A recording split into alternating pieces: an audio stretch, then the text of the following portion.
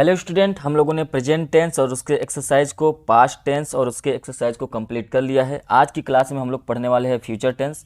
और future tense में भी हम लोग simple future, future continuous, future perfect और फ्यूचर परफेक्ट कंटिन्यूअस को पढ़ेंगे। तो चलिए सबसे पहले हम लोग स्टार्ट करते हैं सिंपल फ्यूचर टेंस को। इसको हम लोग फ्यूचर इंडेफिनिट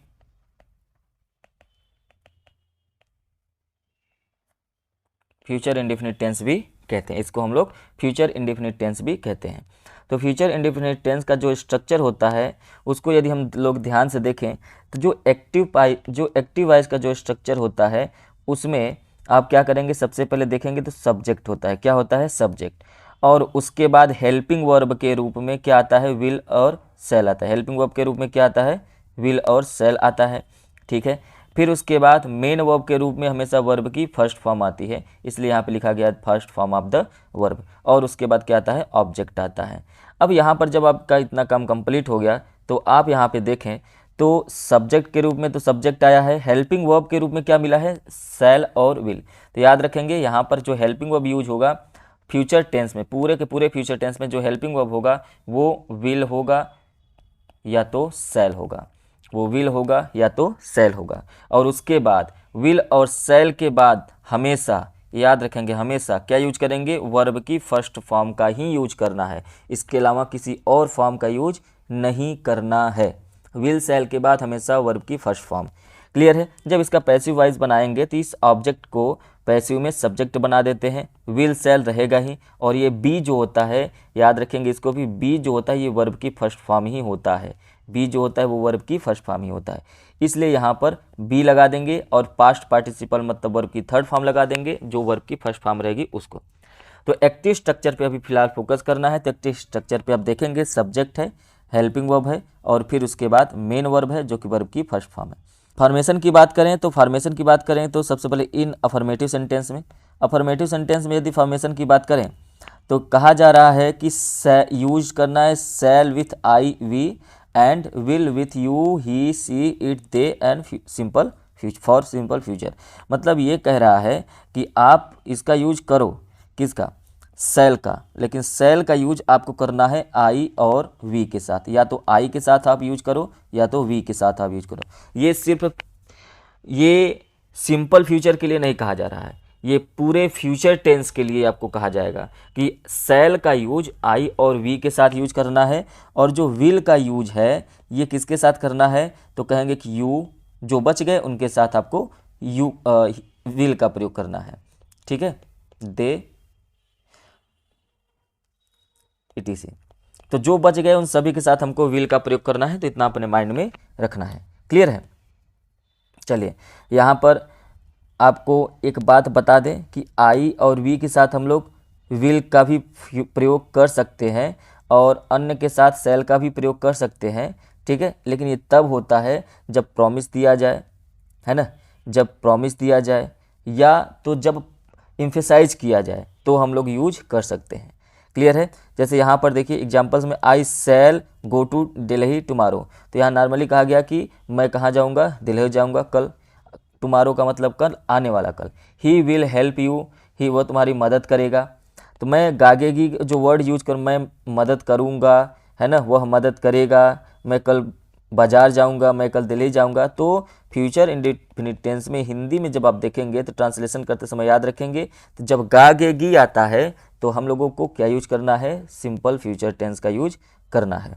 ओके, आगे दिया गया but I will fight against corruption. तो यहाँ पर आप एक चीज़ देखिए, आई विल मतलब I will fight against corruption. मैं यहाँ पे इम्फेसाइज कर रहा हूँ, मतलब जोर दे रहा हूँ। जब आप किसी सेंटेंस में जोर देंगे तो ये जो है आपस में उल्टे हो जाते हैं। मतलब विल जो है आई वी के साथ यूज हो जाता है और अन्य के साथ सेल का यूज हो जाता है। तो यहाँ पर देखिए I will fight against corruption, यहाँ पर जोर दिया जाएगा मैं करप्शन के खिलाफ अगेंस्ट लड़ूंगा, फाइट करूंगा। तो जो डिटर्मिनेशन है इसलिए आपको आई के साथ विल का प्रयोग करके दिखाया गया है।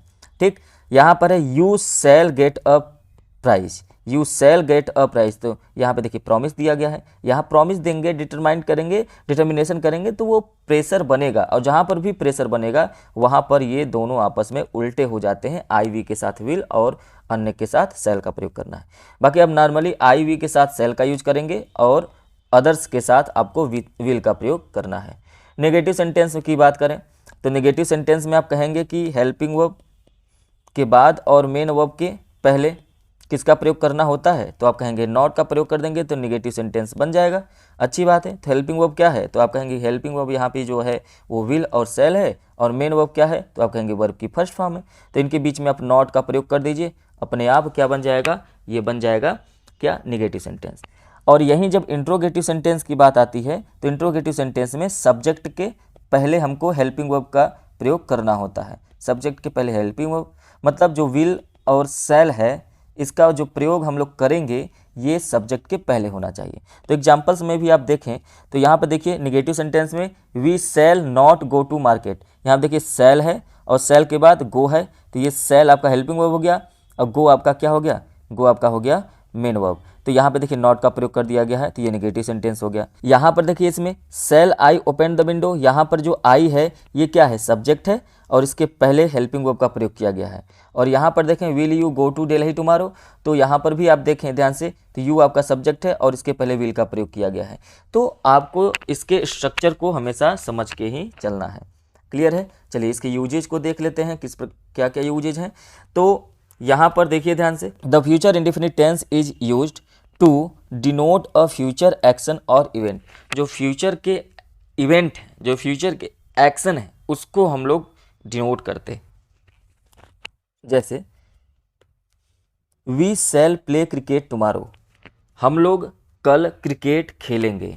सी will do it next week, हम लोग इसे नेक्स्ट वीक करेंगे। तो आप टुमारो, नेक्स्ट वीक, ये सब भी वर्ड्स आ जाएं तो आप समझ जाइए कि यहाँ पर हमको फ्यूचर टेंस का यूज करना है। तो we shall play cricket tomorrow, तो ये एक इवेंट है, एक्शन है, इसको हम लोग फ्यूचर में करने वाले हैं, तो आप इसको एक्सप्रेस करने के लिए फ्यूचर, सिंपल फ्यूचर टेंस का यूज करते हैं। आगे है दूसरा है to denote the principle clause of a conditional sentence. जो कंडीशनल सेंटेंस होते हैं, कंडीशनल सेंटेंस का मतलब जो कंडीशन रख दें और उसका जो रिजल्ट हो। जो कंडीशनल सेंटेंस का मेन क्लॉज होता है ना, उसके साथ हम लोग क्या यूज करते हैं, फ्यूचर इंडेफिनिट टेंस का प्रयोग करते हैं। जैसे यहाँ पर एग्जाम्पल देखिए, इफ़ ही वर्क्स हार्ड, यदि वह कठिन परिश्रम करता है, he will pass the examination. अब ध्यान से देखोगे तो यहाँ पर ये जो he will pass the examination दिखाया गया है, ये आपका मेन क्लॉज है। ये क्या है, मेन क्लॉज। मेन क्लॉज को ही कहा जाता है प्रिंसिपल क्लॉज। तो मेन क्लॉज है, मेन क्लॉज में हम लोग को क्या यूज करना है, फ्यूचर इंडेफिनिट टेंस का प्रयोग करना है, इसका यूज करना है। नेक्स्ट है, नेक्स्ट देखिए, if you hire a rickshaw, यदि तुम एक रिक्शा हायर करते हो, you will catch the train, तो तुम ट्रेन को पकड़ लोगे। तो यहाँ पर भी आप देखोगे तो यहाँ पर भी आपका ये you will catch the train, ये क्या है, मेन क्लॉज है। और मेन क्लॉज दोनों में आप देखेंगे तो फ्यूचर इंडेफिनिट टेंस का प्रयोग किया गया है, विल का प्रयोग किया गया है। ठीक है। और इसके पहले वाले में आप देखें तो इसके पहले वाले में यहाँ पर if works hard, if you hire, तो आप देखेंगे प्रेजेंट इंडेफिनिट टेंस का प्रयोग किया गया। तो ये रूल होता है, आप इसको रूल ही मान के चलिए। जब भी कंडीशनल सेंटेंस आए, कंडीशनल सेंटेंस, जब भी कंडीशनल सेंटेंस आए तो जो प्रिंसिपल क्लॉज होता है, जो प्रिंसिपल क्लॉज होता है ना, वो हमेशा फ्यूचर इंडेफिनिट में होता है। किस में होता है, फ्यूचर इंडेफिनिट में होता है। और जो सबऑर्डिनेट क्लॉज होता है, मतलब जो इस मेन क्लॉज पे डिपेंड रहता है, वो क्या होता है, वो प्रेजेंट इंडेफिनिट में होता है। किस में होता है, प्रेजेंट इंडेफिनिट में। क्लियर है। ठीक है। तो इस तरीके से आपको समझना पड़ेगा और पढ़ने की ज़रूरत है। क्लियर है। चलिए आगे बढ़ते हैं। नेक्स्ट है future continuous tense. Future continuous tense में हम लोग जब इसका हिंदी में ट्रांसलेट करते हैं तो रहा होगा, क्योंकि गागेगी का ही यूज करना होगा, रहा होगा, रही होगी, इस तरीके के सेंस को हम लोग पकड़ते हैं। जैसे कहा जाए you will be playing hockey then, या कहा जाए कि I shall not be teaching this lesson then. तो मतलब आप ये कह रहे हैं कि मैं यह लेसन तब नहीं पढ़ा रहा हूँगा, या मैं यह किताब मैं पढ़ा रहा हूँगा, है ना, वह लोग बाजार जा रहे होंगे, तो रहा होगा रही होगी जब आपको सेंस यूज करना है तो वहाँ पर आपको कौन सा टेंस यूज करना पड़ेगा, तो वहाँ पर यूज करना पड़ेगा फ्यूचर कंटिन्यूअस टेंस यूज करना पड़ेगा। चलिए इसके स्ट्रक्चर के विषय में बात कर लेते हैं। इसके स्ट्रक्चर के विषय में यदि आप बात करें तो आपको पता है कि फ्यूचर कंटिन्यूअस टेंस का भी पैसिव नहीं बनता है। मतलब यहाँ पर हम लोग स्ट्रक्चर की बात करें तो सबसे पहले आपको सब्जेक्ट मिलेगा, सब्जेक्ट के बाद हेल्पिंग वर्ब मिलेगा और हेल्पिंग वर्ब के बाद आपको वर्ब की फर्स्ट फॉर्म मिलेगा और इसके बाद ये कंटिन्यूअस टेंस है तो कंटिन्यूअस में आपको पता ही है कि वर्ब की आईएनजी फॉर्म जरूर मिलेगी और उसके बाद ऑब्जेक्ट मिलेगा। तो आपने देखा यहाँ पर कि ये जो आप यहाँ पर लिखे हैं तो यहाँ पर हेल्पिंग वर्ब के रूप में क्या आता है, तो आप कहेंगे कि हेल्पिंग वर्ब के रूप में क्या आ रहा है, तो आप कहेंगे कि हेल्पिंग वर्ब के रूप में विल और शैल आ गया। फिर कहेंगे कि वर्ब की फर्स्ट फॉर्म के रूप में क्या आ रहा है, तो वर्ब की फर्स्ट फॉर्म के रूप में बी आ गया है। अच्छा, वर्ब की आईएनजी फॉर्म के रूप में क्या आ गया, तो आप कहेंगे वर्ब की आईएनजी फॉर्म आ गई। जो मेन वर्ब होगा उसी को कहा जाएगा वर्ब की आईएनजी फॉर्म। तो यहाँ पर आपको ये बातें ध्यान में रखनी पड़ेगी। क्लियर है। चलिए अब इसके फॉर्मेशन को देख लेते हैं। यदि इसके फॉर्मेशन को देखें तो यहाँ पे कहा जा रहा है कि यहाँ पे किसका यूज करना है, विल बी का। किसका यूज करना है, विल बी का यूज करना है। विल बी हो चाहे सेल बी हो। अब आपको पता हो गया कि विल का यूज हम लोग अदर्स के साथ करते हैं, सेल का यूज आई और बी के साथ करते हैं। तो यहाँ पर हेल्पिंग वर्ब आप याद रखेंगे कि हेल्पिंग वर्ब यहाँ पे विल बी और सेल बी का प्रयोग किया जा रहा है, विल बी और सेल बी, है ना, अकॉर्डिंग टू द सब्जेक्ट। अब जो भी सब्जेक्ट हो। उसी तरीके से जब निगेटिव में बात करेंगे तो नॉट का यूज कहाँ करना है, सेल और विल के बाद, सेल और विल के बाद और बी के पहले, इन दोनों के बीच में यूज करना है। अब ये क्यों करना है, ध्यान समझिए। आपको पता है कि जो मॉडल होता है ना, हमेशा याद रखेंगे कि मॉडल के जस्ट बाद ही नॉट का प्रयोग किया जाता है। मॉडल के जस्ट बाद ही नॉट का प्रयोग किया जाता है क्योंकि इसके बाद वर्ब की फर्स्ट फॉर्म आ जाती है। वर्ब की फर्स्ट फॉर्म मेन वर्ब होता है। तो मॉडल हमेशा हेल्पिंग वर्ब होता है, ये मेन वर्ब हो गया और इन दोनों के बीच में नॉट का प्रयोग होता है। ठीक है। तो अपने माइंड में ये बैठा के चलिए कि जब भी विल और सेल आएगा, ये भी एक प्रकार के मॉडल होते हैं, जब भी विल और सेल आएगा तो हम लोग इसके बाद नॉट का ही यूज करेंगे। यहाँ पर देखिए जैसे कि सेल उसके बाद जस्ट नॉट आया, यहाँ पर देखिए विल उसके जस्ट बाद नॉट आया है, तो उसके बाद बी आया है, फिर वर्ब की आईएनजी फॉर्म आया है जो कि इस टेंस का स्ट्रक्चर है। इंट्रोगेटिव सेंटेंस में भी हमको हेल्पिंग वर्ब पहले लगाना है। देखिए विल और सेल पहले आ गया है, किसके पहले, सब्जेक्ट के पहले, और उसके बाद जो बी और वर्ब की आईएनजी फॉर्म बच गया उसके बाद हम लोगों ने लिख दिया। डन। चलिए इसके यूज को देखते हैं। इसमें ज़्यादा कुछ यूज है नहीं, एक ही यूज है, इसको ध्यान से देखिए। The future continuous tense is use to denote an action that will be going on at the same time in the future. मतलब फ्यूचर के किसी भी समय में कोई वर्क है या कोई एक्शन है जो कंटिन्यू हो रहा होगा तो हम लोग वहाँ पे फ्यूचर कंटिन्यूअस टेंस का यूज करेंगे। जैसे यहाँ पे it will be raining when you reached home, sorry when you reach home. It will be raining, बारिश हो रही होगी, व्हेन जब हम लोग कहाँ पहुँचेंगे, घर पहुँचते हैं। जब हम लोग घर पहुँचे तो बारिश हो रही होगी, ये यहाँ पे कहने का सेंस है। जब बारिश हो रही होगी तब हम लोग घर पहुँचेंगे।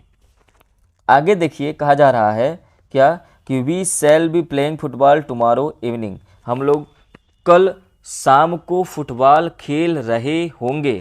रहा होगा रही है सेंस क्यों ला रहे हैं हम लोग, क्योंकि यहाँ पे देखिए शैल बी प्लेइंग लिखा गया है। शैल बी फ्यूचर को दिखाता है और प्लेइंग जो है वो कंटिन्यूअस को दिखाता है, इसलिए यहाँ पे रहा होगा रही होगी, मतलब हम लोग कल शाम को फुटबॉल खेल रहे होंगे। डन। चलिए नेक्स्ट है फ्यूचर परफेक्ट टेंस। क्या है next, future perfect tense. Future perfect tense में क्या हम लोग हिंदी का अर्थ लाएंगे, तो कहेंगे कि इसका जब ट्रांसलेशन किया जाएगा तो वहीं चूका होगा आएगा, चूका होगा, चूकी होगी, ये आएगा। ठीक है। तो चूका होगा, चूकी होगी आएगा, और इसके साथ जैसे वो खाया होगा, बाजार गया होगा, तो आ होगा, ई होगी भी आएगा।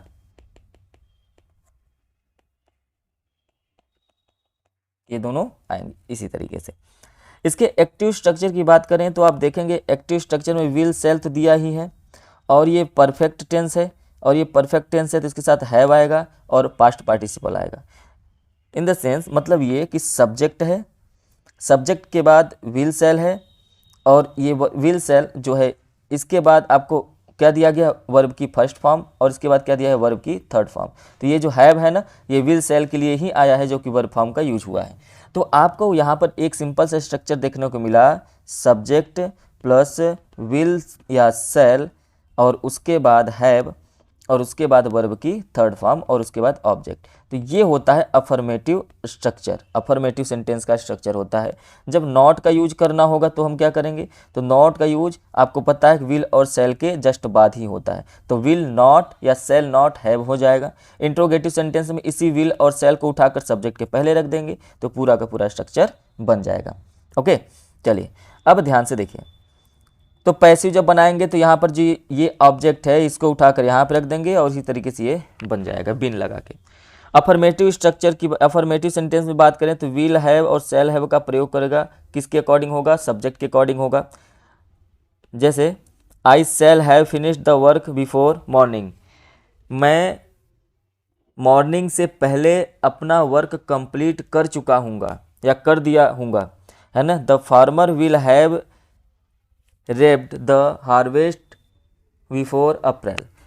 नेगेटिव सेंटेंस में देखेंगे विल नॉट हैव लगा है, यहाँ पर भी देखिए विल नॉट हैव लगा है। इंट्रोगेटिव सेंटेंस में देखिए सब्जेक्ट के पहले क्या लगा है, विल लगा है। तो यहाँ पर आपको ये बातें स्ट्रक्चर आपको समझ में आई होगी। आगे बढ़ते हैं। अब इसके यदि यूज के विषय में बात किया जाए तो इसका एक ही यूज है, the future perfect tense is use to express an action which is expected to be completed by a certain time in future. The future perfect tense is used to express an action which is expected to be completed by a certain time in future. Future time में कोई भी ऐसा action हो जो future time में complete हो चुका होगा तो उसको हम लोग क्या करेंगे, उसको हम लोग यूज करेंगे फ्यूचर परफेक्ट टेंस में।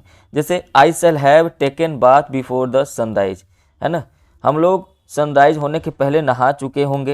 He will have learned this lesson by tomorrow, हम लोग कल से पहले क्या कर लिए होंगे, अपना लेसन याद कर चुके होंगे। तो कर चुके होंगे, कर लिए होंगे, दोनों का सेंस एक ही है, तो इसको कहते हैं फ्यूचर परफेक्ट टेंस।